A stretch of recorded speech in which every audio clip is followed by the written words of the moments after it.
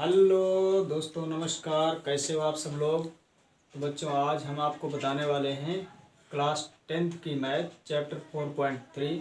कुछ क्वेश्चन हमने सॉल्व कर लिया था और कुछ लास्ट में 1 2 3 क्वेश्चन शायद रह गए थे। अब इन क्वेश्चन को हम देखते हैं आगे किस तरह से इनको सॉल्व करेंगे। ठीक, तो मैं आपको सवाल पढ़ता हूँ और क्वेश्चन आपको ऊपर स्क्रीन में दिखेगा।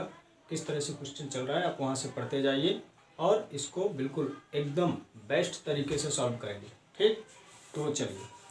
क्वेश्चन कहता है कि मैसूर और बेंगलोर के बीच के 132 किलोमीटर यात्रा करने में एक एक्सप्रेस रेलगाड़ी सवारी गाड़ी से 1 घंटा कम समय लेती है ना। तो देखो, यहाँ पर कहा गया कि मैसूर और बेंगलोर के बीच की दूरी 132 किलोमीटर है। अब ये जाहिर सी बात है कि जो एक्सप्रेस रेलगाड़ी होगी वो पैसेंजर रेलगाड़ी से थोड़ा फास्ट चलेगी। जो गाड़ी ज़्यादा फास्ट चलेगी तो वो अपने नियत समय पर जल्दी पहुंचेगी, जो लेट चलेगी वो अपने नियत समय तक थोड़ा लेट पहुंचेगी। तो एक्सप्रेस रेलगाड़ी एक सामान्य रेलगाड़ी यानी पैसेंजर रेलगाड़ी से 1 घंटे पहले पहुंचती है। तो हम ये देख लेते हैं कि बेंगलोर से मैसूर तक की कुल दूरी कितनी है, 132 किलोमीटर। ठीक, तो हम लिखते हैं कि बेंगलोर से मैसूर। हेलो दोस्तों, वेलकम बैक माय चैनल। आज हम शुरू करेंगे क्लास 10th की मैथ चैप्टर 4.3। कुछ क्वेश्चन हमने सॉल्व किया था और अब आगे हम सॉल्व करेंगे जो शेष बचे हुए क्वेश्चन हैं। तो बच्चों, मैं आपको सवाल बुक से पढ़ता हूं और आप लोग ऊपर स्क्रीन में चल रहा है सवाल, आप इसको देखते जाइए, पढ़ते जाइए। अदरवाइज आपके पास बुक्स हैं, आप अपनी बुक्स भी देखते जाइए और क्वेश्चन को एकदम सही तरीके से देखिए और वीडियो को स्किप मत करिए। स्किप करने में क्या है कि सारी बातें हमारे दिमाग पे नहीं पड़ पाती हैं।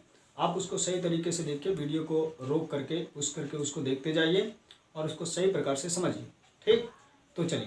क्वेश्चन में कहा गया है कि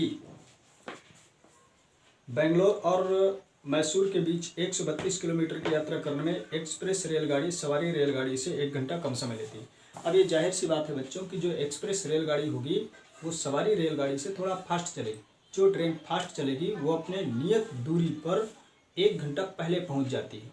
तो हम मान लेते हैं कि बेंगलोर और मैसूर के बीच की दूरी इसमें 132 किलोमीटर लिखा हुआ है। तो हम लिखते हैं कि बेंगलोर व मैसूर के बीच की दूरी बराबर 132 किलोमीटर। राइट।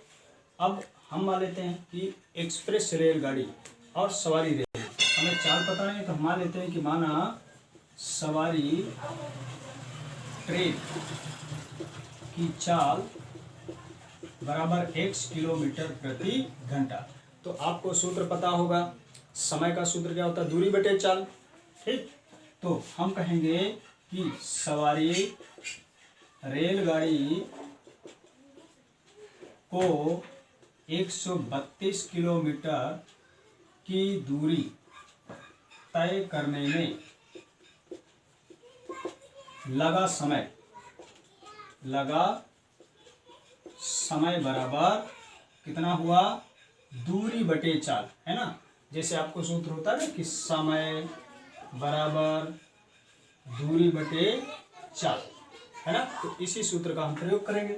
समय बराबर दूरी हमारे पास 132 किलोमीटर है और उसकी चाल है x किलोमीटर, तो इतने घंटा का समय लगा। राइट। अब आगे आपको कहा गया है कि यदि सवारी गाड़ी की चाल औसत चाल से 11 किलोमीटर अधिक हो, है ना। एक्सप्रेस रेलगाड़ी की औसत चाल सवारी गाड़ी की औसत चाल से 11 किलोमीटर अधिक हो। तो अब हम देखते हैं एक्सप्रेस रेलगाड़ी की चाल बराबर, अगर सवारी गाड़ी की x किलोमीटर है तो एक्सप्रेस रेलगाड़ी की उससे 11 किलोमीटर ज़्यादा, यानी x + 11 किलोमीटर प्रति घंटा। तो 132 किलोमीटर की दूरी ये कितने समय में पूरा करेगी। एक्सप्रेस रेलगाड़ी 132 किलोमीटर की दूरी तय करने में लगा समय बराबर वही दूरी बटे चाल। तो दूरी तो हमारे पास 132 किलोमीटर फिक्स है, और चाल क्या है इसकी, x प्लस 11 घंटा, है ना। तो अब देखो, एक्सप्रेस रेलगाड़ी का समय कम होगा और सवारी का समय ज़्यादा होगा, तो बड़ी संख्या हमेशा छोटी को घटा लेती। मैंने क्या कहा, बड़ी संख्या छोटी संख्या को घटा देती है। देखो, सवारी रेलगाड़ी थोड़ा धीमा चल रही थी तो इसको ज़्यादा समय लगा, और एक्सप्रेस रेलगाड़ी थोड़ा स्पीड से चल रही थी तो इसको कम समय लगा। तो ज़्यादा बड़ी संख्या छोटी संख्या को घटा देगी। तो हम लिखेंगे प्रश्नानुसार। प्रश्नानुसार, अब प्रश्नानुसार बड़ा समय 132/x और माइनस करेगा 132/x प्लस 11, तो कितना समय कम लगा, 1 घंटा। अब दोनों का LCM x plus 11 into x, यहाँ देखो जब भाग करेंगे तो x से x कट जाएगा, हमारे पास ये संख्या बचेगी। 132 से इसको गुणा कर देंगे, 132 को x में गुणा करेंगे 132x, और प्लस में 11 दूनी 22, 11 तिया 33, 34 35, 11 एकम 11, 12 13 14, 1452 माइनस, यहाँ देखो जब इस संख्या को भाग कराएंगे तो ये संख्या कट जाएगी और x बचेगा। 132 को x से गुणा कर देंगे तो 132x बराबर 1। अब देखो 132 से 132, क्योंकि ये प्लस माइनस है तो अलग अलग प्रकार के चिन्ह अगर होते हैं तो कट जाते हैं, यानी कि 132 में 132 घट जाएगा। बच्चों इसके नीचे कुछ नहीं है तो हम 1 लगाएंगे।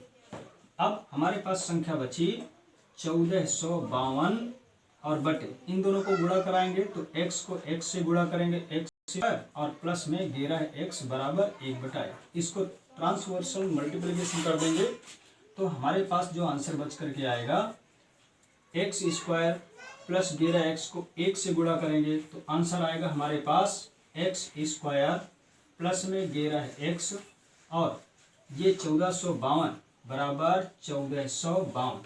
अब इसको हम इस पक्ष में लेकर के आएंगे तो x² प्लस 11x माइनस का 1452, तो बच्चों इस 0 बच गया। अब हम इधर आते हैं, क्योंकि शायद आपको नीचे दिखाई ना दे रहा हो, तो हमें इसके दो ऐसे टर्म बनाना है। 1452 को ऐसे दो गुणनखंड बनाना है कि जिनको जोड़ें तो 11 और गुणा करें तो 1452। देखो किस तरह से इसको तोड़ते हैं। 1452 इस तरह से इसको लगाओ, 2 सत्ते 14, 2 छंग 12 और 2 दुनाई 4, है ना। फिर 2 तिया 6, 2 छंग 12, 2 तिया 6, फिर 3 से काटो, 3 एकम 3 दुनाई 3 एकम, और फिर 11 गिरे हम 121, 11 एकम 11। तो देखो 11 तिया 33 तो हो रहा है, और 11 दुनाई 22, 22 दुनाई 44, 44 में अगर 33 घटाएंगे तो आसानी से 11 बच जाएगा। तो अब हमारे पास क्या आ गया, x² और प्लस में क्या रखेंगे 44 और 33। तो बच्चों हमारे पास क्या है, बड़ी संख्या 44 है, तो हम बड़ी संख्या को पहले रखेंगे और छोटी संख्या को बाद में रखेंगे, और माइनस में 1452 बराबर में 0। अब दोनों से कॉमन लेंगे तो x बचेगा, तो यहाँ पर आ गया x प्लस 44, और यहाँ पर कॉमन लेंगे माइनस का 33, तो यहाँ बचा x माइनस माइनस का प्लस, और 43 को 44 बार गुणा करोगे तो 1452 आ जाएगा। ठीक, पूरे में से कॉमन लेंगे तो x प्लस 44 होगा, और यहाँ x माइनस 33 बराबर में 0। अब देखो किस तरह से हम शून्य ज्ञात करते हैं, x प्लस 44 बराबर 0 या फिर x माइनस 33 बराबर 0। अब ये जो 44 है इसको हम 0 के इस पक्ष में ले चलेंगे, यानी राइट साइड में ले चलेंगे, तो अगर प्लस की संख्या है तो माइनस हो जाएगी, माइनस की संख्या है तो प्लस हो जाएगा। x बराबर माइनस का 44, क्यों, क्योंकि ये 44 पॉजिटिव नंबर है, तो ये जब अपना पक्ष चेंज करेगा तो ये नेगेटिव हो जाएगा।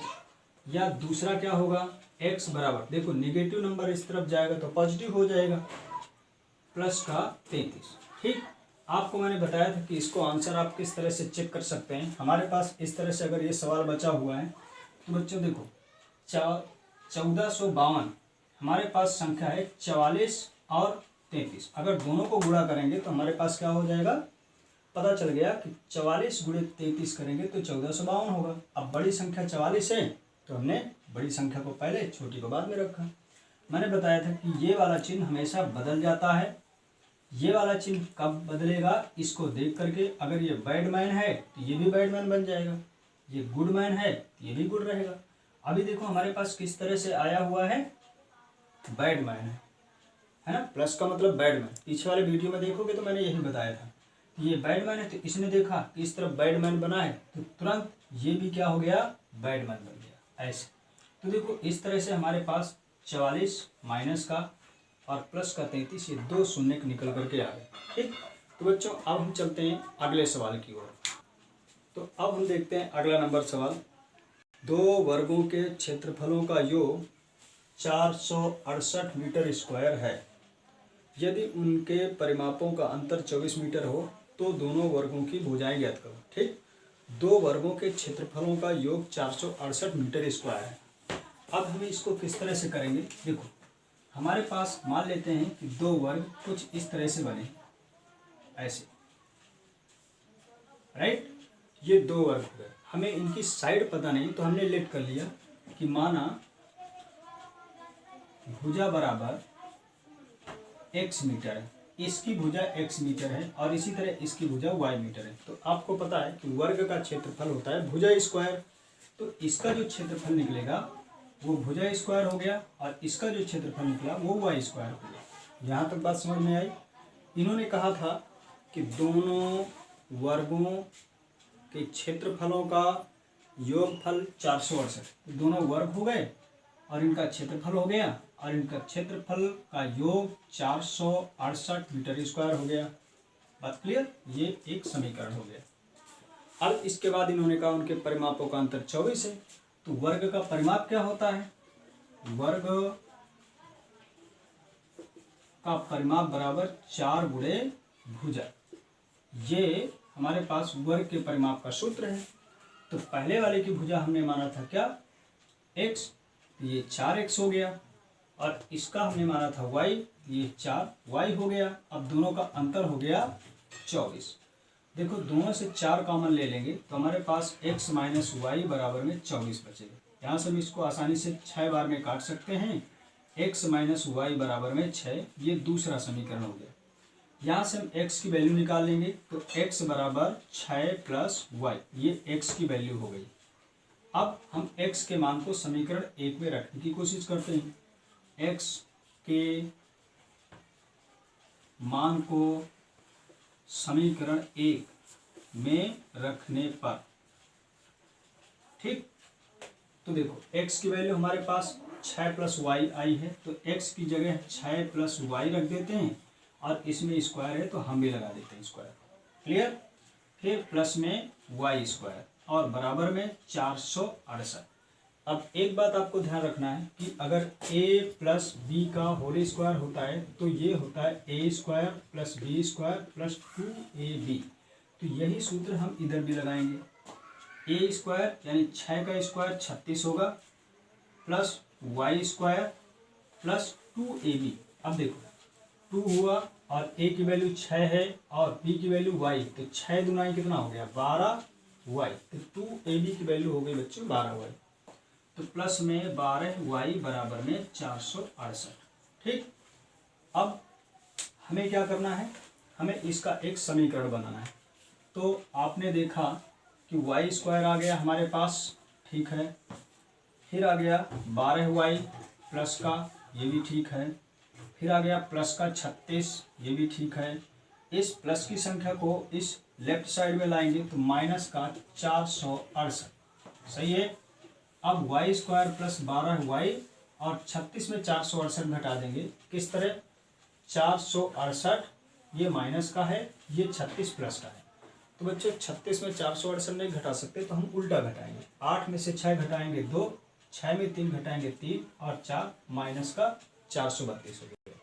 ठीक, ये हो गया माइनस का 432, तो इधर बचा 0, राइट। अब हमें 432 के गुणनखंड करना है, ऐसे 2 दूनी 4, 2 एकम 2 छम 12, फिर 2 एकम 2 0 0, 2 अट्ठे 16, 2 पंचे 10, 2 चौके 8, फिर 27 दूनी 54 और 3 9 27, 3 त्रिकम 9, 3 एकम 3। तो हमको यहाँ पर 12 बनाना है। ये 12 किस तरह से बनकर, कहीं मिस्टेक हुआ है, देखो इसको मिलाओ, ये सही है, ये सही है, और हाँ तो देखो बच्चों यहाँ पर ये हमारा सवाल गलत हुआ है। वाई स्क्वायर को हमने स्किप कर लिया, ये वाई स्क्वायर यहाँ पे होना चाहिए, है ना। तो वाई वाई मिलकर के 2 वाई स्क्वायर हो जाएगा। तो इस जगह पर हमारे पास 2 वाई स्क्वायर होना चाहिए। यहाँ से हम देखो 2 कॉमन ले लेंगे तो हमारे पास बचेगा वाई स्क्वायर, है ना। जब 2 कॉमन लेंगे और प्लस में 2 छंग 12 वाई, और माइनस में 2 दूनी 4, 2 एक कम 2 छंग 12, और बराबर में 0। देखो ये वैल्यू जाकर के इधर 0 हो जाएगी। तो हमारे पास Y square plus 6y minus का 216 बराबर में 0। ठीक, तो अब इस तरह से हम आगे आपको यहाँ पे मैं बताता हूँ। देखिए हमें 216 के गुणनखंड निकालना है।